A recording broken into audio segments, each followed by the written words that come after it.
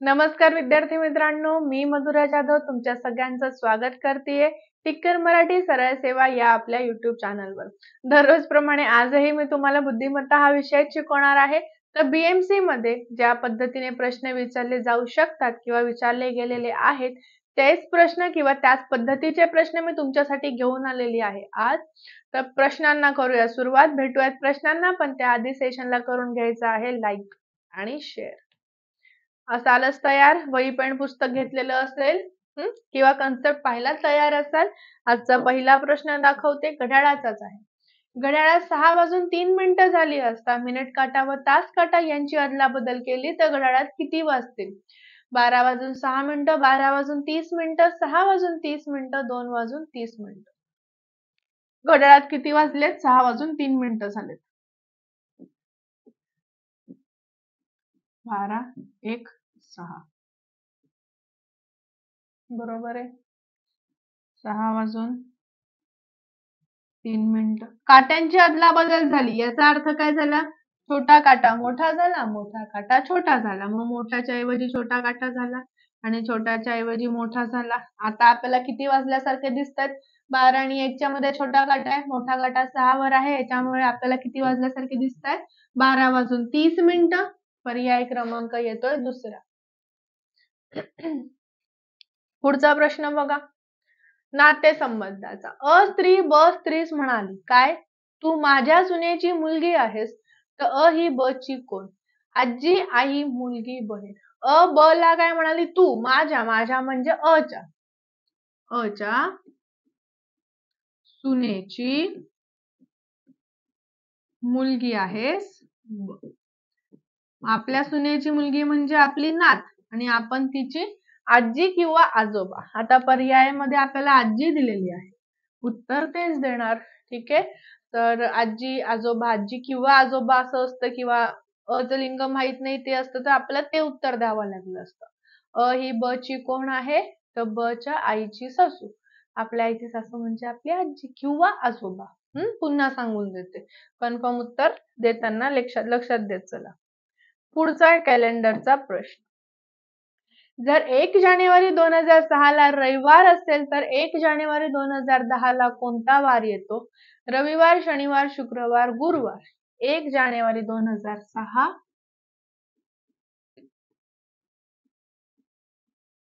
रविवार असेल तर 1 जानेवारी 2010 चा वार। 2006 पासून 2010 पर्यंत किती वर्ष आहे? 6 ते 7, 7 ते 8, 8 ते 9, 9 ते 10, 10 4 वर्ष आहेत। या 4 वर्षामध्ये लीप वर्ष एक येतं 2008। 4 अधिक 1, रविवारच्या पुढे 5 वार जायचं, सोमवार, मंगळवार, बुधवार, गुरुवार, शुक्रवार किंवा मागे 2 वार गेला तरीही चालेल। म्हणजे उत्तर काय येणार? शुक्रवार येणार। पर्याय आपला तिसरा येणार। सोपेच प्रश्न चाललेत अजून तरी, ज्यांना तुमच्या कन्सेप्ट क्लिअर होतील। पुढचा दिशा ज्ञानचा प्रश्न आहे, डायरेक्शन सेन्स ज्याला आपण म्हणतो। दीपाली मावळत्या सूर्याकडे तोंड करून उभी आहे। ती एकदा डावीकडे काटकोनात वळाली व नंतर उजवीकडे दोनदा काटकोनात वळाली तर तिच्या उजव्या हाताची दिशा कोणती असेल? उत्तर, पश्चिम, दक्षिण, पूर्व। आता बघा, दीपाली मावळत्या सूर्याकडे तोंड करून उभी आहे। सूर्य कुठे मावळतो? तर पश्चिमेकडे। पश्चिमेकडे तोंड करून उभी आहे। ती सगळ्यात आधी डावीकडे एकदा काटकोनात वळाली, इथून इथे आली, दक्षिणेकडे आली। आता तिने काय केलं? उजवीकडे दोनदा काटकोनात वळाली, एकदा वळाली, दोनदा वळाली। कुठे आली? उत्तर दिशेकडे। आता उत्तरेची ही उजवी बाजू, तर तिच्या उजव्या हाताला कोणती दिशा आली आहे? पूर्व दिशा आली आहे। म्हणून पर्याय कुठला आलाय? चौथा आलाय। ठीक आहे, ती मावळत्या सूर्याकडे तोंड करून उभी आहे। ती एकदा डावीकडे वळाली, दोनदा उजवीकडे वळाली, उत्तरेकडे आली, उत्तरेकडनं उजवा हात तिचा पूर्वेकडे, म्हणून पर्याय चौथा आला। पुढचा प्रश्न कोड सोडवायचं। खालील मोकळ्या कंसातील अंक शोधा। 19, 15, 13, 11। आता 512 हा 8 चा घन आहे। 729 हा 9 चा घन आहे। 8 अधिक 9 17। 64 हा 4चा घन आहे. 125 हा 5चा घन आहे. 5 4 9 झाले. 216 हा 6चा घन आहे. 343 हा 7चा घन आहे. 6 अधिक 7 13. उत्तर आलं पर्याय तिसरा. प्रत्येकाचं घनमूळ घेतलेलं आहे आणि त्यांची बेरीज मध्ये लिहिलेली आहे. पुढचा तुलनाचा प्रश्न. एका कुटुंबात दीपा प्रियंकापेक्षा मोठी आहे, सुनील अजयपेक्षा लहान आहे, सुनील प्रियंकापेक्षा मोठा आहे, दीपा सुनीलपेक्षा लहान आहे, तर सर्वात लहान कोण? दीपा प्रियंका सुनील अजय. एका कुटुंबात दीपा प्रियंकापेक्षा मोठी आहे. दीपा मोठी आहे प्रियंकापेक्षा. सुनील अजयपेक्षा लहान आहे. सुनील प्रियंकापेक्षा मोठा आहे. दीपा सुनीलपेक्षा लहान आहे. बरोबर आहे. सुनील अजयपेक्षा लहान आहे म्हणजे अजय मोठा. यांमध्ये सर्वात लहान विचारलंय. सर्वात लहान कोण आहे? प्रियंका. पर्याय आहे आपला दुसरा. दीपा प्रियंकापेक्षा मोठी, सुनील अजयपेक्षा लहान. सुनील प्रियंकापेक्षा मोठा, दीपा सुनीलपेक्षा लहान. सर्वात लहान झाली प्रियंका. पुढचा रांगेतील स्थानचा प्रश्न. एका मुलींच्या रांगेत समोरून 14व्या क्रमांकावर असणाऱ्या सानिकाच्या मागे 9व्या क्रमांकावर उभी असणारी दिशा रांगेत मध्यभागी असल्यास त्या रांगेत एकूण मुली किती? 46 47 45 43 मुलींच्या रांगेत समोरून 14व्या क्रमांकावर उभी असणारी सानिका, सानिकाच्या मागे 9व्या क्रमांकावर 25 आणि 9 23 होतात.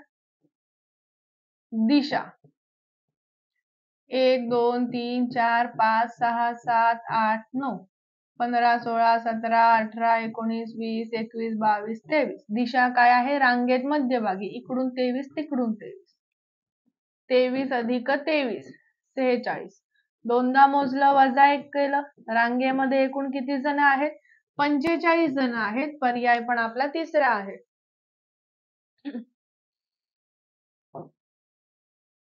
पाहूयात पुढल्या प्रश्नावर. खालील आकृतीत जास्तीत जास्त किती चौकोन तयार होतील? 5 6 4 3. चौकोन म्हणजे 4 बाजू पाहिजे आपल्याला. सगळ्यात पहिला. ठीक आहे. हा दुसरा झाला तयार. हा तिसरा.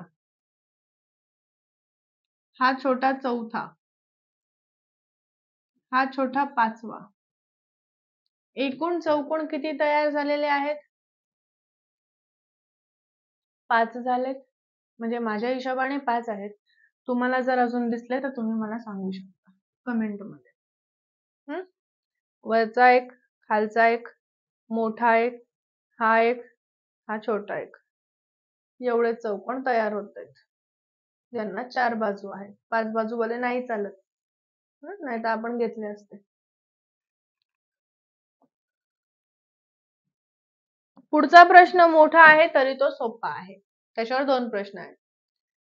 शुभमला गणित आणि इतिहास हे विषय आवडत नाहीत, परंतु विज्ञान आणि भाषा हे विषय आवडतात. पृथाला विज्ञान आणि भाषा हे विषय आवडत नाही, परंतु गणित आणि इतिहास विषय आवडतात. ईशिताला गणित आणि भाषा विषय आवडत नाही, पण विज्ञान आणि इतिहास विषय आवडत नाहीत.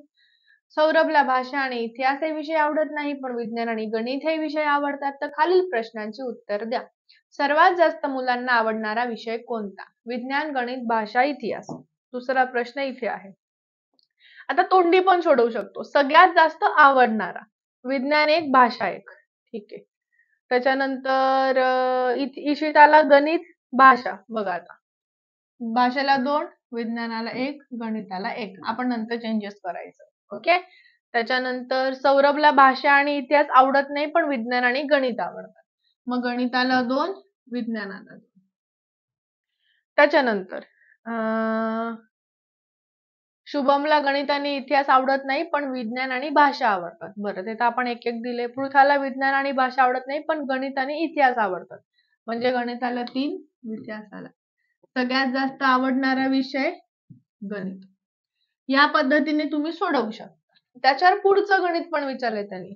विज्ञान विषय कोणाला आवडतो? आता याला विज्ञान आवडतो शुभमला आणि ईशिताला. म्हणजे शुभम आणि ईशिताला आवडतंय का? नाही. ईशिताला काय विज्ञान आवडत नाही. सौरभला आवडतंय का? हो.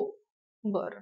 आता आपण याला अजून सविस्तर पाहूया. पर्याय क्रमांक 4 आहेच, पण आपल्याकडे काय काय आहे?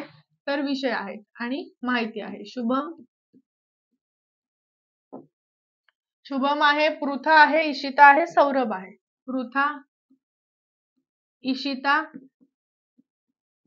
सौरभ.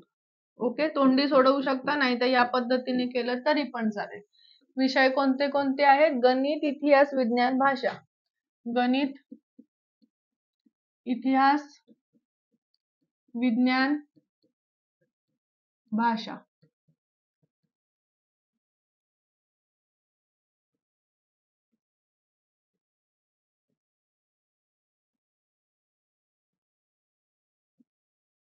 आता जिथे आवडत नाही तिथे क्रॉस करायचं. मग आता प्रश्न वाचू आपण. शुभमला गणित इतिहास आवडत नाही. गणित इतिहास नाही आवडत, पण विज्ञान आणि भाषा आवडतात. पृथाला विज्ञान भाषा आवडत नाही, पण गणित इतिहास आवडतात.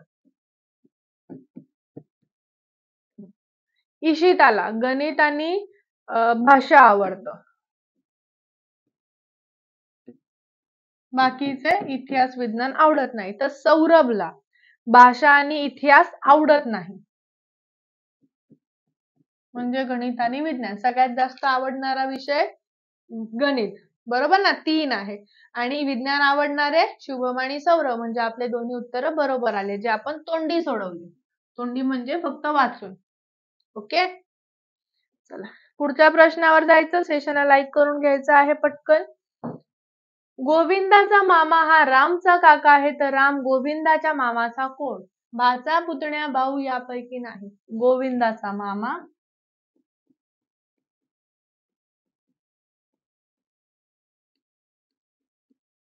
रामचा काका आहे, तर राम गोविंदाचा कोण? राम गोविंदाचा कोण? ओके ओके, मला कळलं. आता इथे बघा, गोविंदाचा मामा रामचा काका म्हणजे रामच्या वडिलांचा भाऊ, बरोबर आहे. तर राम हा गोविंदाचा कोण आहे असं त्यांनी विचारलं. भाऊ येईल किंवा चुलत भाऊ येणार? नाही ना. राम हा गोविंदाच्या मामाचा कोण? गोविंदाचा मामा, याचा काका, आपला काका, आपण त्याचे पुतण्या. जेवढं तुम्ही स्वतःला प्रश्न विचाराल तेवढे कन्फ्युज व्हाल. एकदाच प्रश्न वाचून वाचून सोडवला की टेन्शन नसतं. पुढचा प्रश्न बघा. खाली दिलेल्या क्रमानुसार पुढील आकृती कोणती असेल? 1 2 3 4 4 कोण पासून चौकोन बनला. मग 1 2 3 4 5 6 6 कोण पासून षटकोन पाहिजे. षटकोन आहे पर्याय क्रमांक 2 मध्ये. पुढचा प्रश्न. अ ला ब व क हे 2 भाऊ आहेत व क च्या मुलाला केवळ एक काका आहे, तर अ चे क शी नातं कोणतं? भाऊ, बहीण, चुलत भाऊ सांगता येणार नाही. अ ला ब आणि क हे 2 भाऊ आहेत. अ ला 2 भाऊ आहेत. एक आहे ब नावाचा, एक आहे क नावाचा.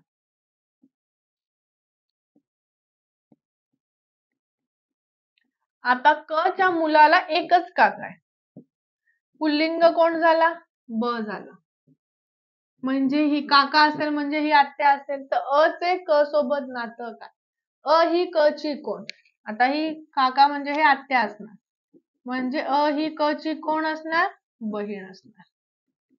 पर्याय आहे का बहीण? पर्याय 2 मध्ये आहे, म्हणजे ते आपलं उत्तर झालं. सोपे आहेत, लाईक करून घेतलंय. पुढचा प्रश्न नीट समजून घ्यायचा आहे. 29 फेब्रुवारी 2016 रोजी सोमवार असेल तर 29 फेब्रुवारी 2020 रोजी कोणता वार असेल? मज्जा आहे की नाही प्रश्न? पुन्हा बघा, 29 फेब्रुवारी 2016 ला जर सोमवार असेल तर 29 फेब्रुवारी 2020 चा वार कशाही पद्धतीने काढू शकता तुम्ही. ठीक आहे.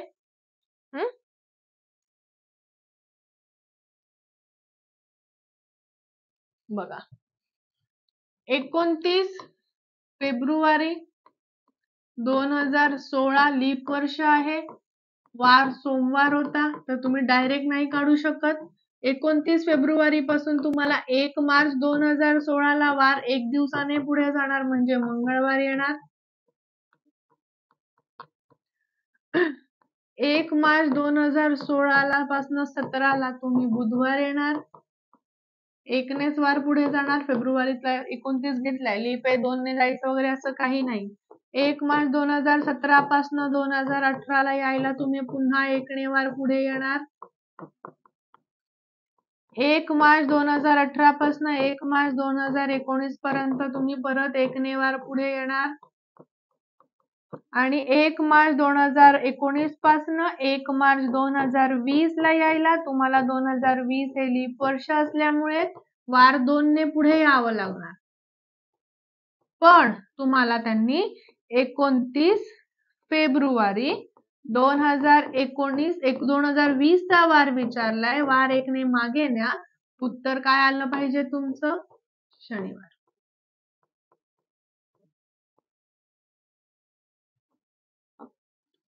काय केलं सगळ्यांना समजलं? 2016 पासून 29 पासून 1 मार्चचा वार काढला, सोमवार आला. 16, 17, 18, 19, 20 4 वर्ष. वार 5 ने पुढे, मंगळवारच्या पुढे 5, बुधवार, गुरुवार, शुक्रवार, शनिवार, रविवार. पण 1 मार्च पासून आधीचा एक दिवस पाहिजे होता 29 फेब्रुवारीचा, म्हणून वार 1 ने पुढे जाऊन उत्तर आपले शनिवार आले.